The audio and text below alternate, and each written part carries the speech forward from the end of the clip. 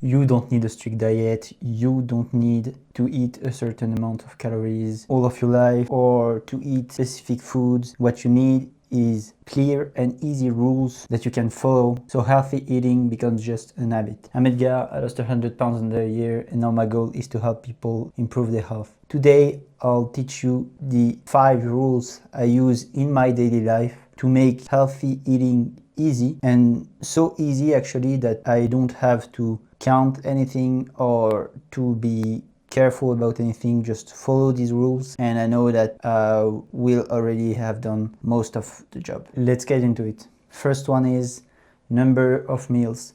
It doesn't matter if it's 2 or 6 meals. You can choose how many meals you like and how many meals it's easy for you to sustain. It's just that you need to pick a number of meals you're eating daily and stick to it every day and not eat aside from these meals, because your body loves habits and routine, and if you can give to your body a consistent time every day at which you eat, it will be able to spike the right hormones at this moment, so hunger and all of the hormones that you want to have when you're going to eat. So it will be way easier for you during the day to feel satiated and well fed. If you don't eat at the same time every day, your body won't know when to tell you that you're hungry, and you'll be more likely to be hungry at times where you won't be able to eat. So first rule I fix myself is I choose a number of times I eat daily.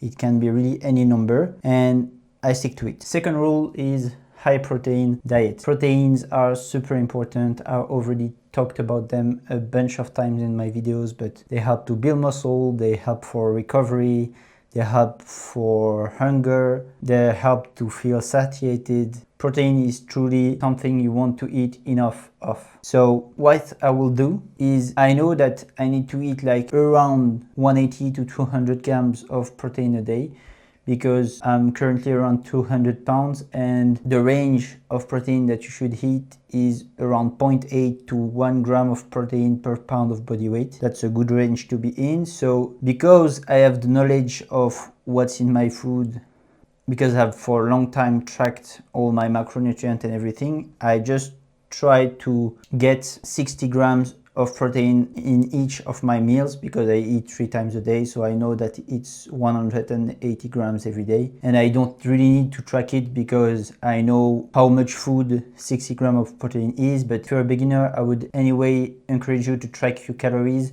just to know what's in your food, like how many proteins, how many carbs and everything, and not necessarily in a goal to gain weight or lose weight or hit a certain amount of calories, but just to accumulate knowledge of what's in your food, so when you stop tracking your calories, after you know what you're eating. So when you know what you're eating, after that, just see how much protein you should eat every day. So your body weight in pounds times 0.8, and then divide that by the number of meals you eat every day. So for me, it would be 200 pounds times 0.8, which is 160, divided by 3, which is like 53. So I should eat at least 53 grams of protein at every meal. So let's say 55. And because I've tracked my calories for a long time, I know how much food is 55 grams of protein, and I don't need to weight it or anything. Third advice is whole foods. I always try to eat mostly whole foods, and the goal I try to hit is 80% of my diet should be whole foods, because the point is that whole foods are often more nutritious than processed foods. So by eating mostly whole foods, you increase the likelihood to hit your daily nutrients goals by a lot. And that's a very important thing, obviously, for your health, your energy levels, your immunity and everything. So eating whole foods will really help you to be sure that you eat the right nutrient goals. And to go with that, the fourth rule is to always eat varied. I always try to mix things up and to eat different kinds of food from one day to another. First thing, it's because I enjoyed it more that way, and I think it's less boring if you eat different things every day, and it's obviously easier to eat a healthy diet if it's not boring and more enjoyable. And also, if you eat variated, you reduce your risk to be insufficient in some nutrients, because if you eat mostly whole foods and you eat a variated amount of whole foods, you will be sure that you get enough nutrients from the whole food and that you get different kinds of nutrients because you eat variated. But if you eat only whole foods and you don't add variety to what you eat, the risk is that you always get the same nutrients. So some nutrients will be really high and some others will be really low because you won't get them. So variety is really important because it helps you to get all of the different kinds of nutrients. When if you eat the same things every day, the likelihood that you lack some nutrients is really high. Last one is planning cheat meals. I'm putting cheat in brackets because it's not really cheating, because it's not a diet. But what I wanted to say is that when you want to eat something that you know is less healthy than what you normally eat, so the whole foods, so the variety of whole foods, you need to plan it in advance. And I do that because it helps me to balance things out. So let's say I know that I'm going to go to the restaurant, maybe eat some pizza and a dessert on Saturday night. I will maybe fast in the morning, and at noon I'll try to get a lot of proteins in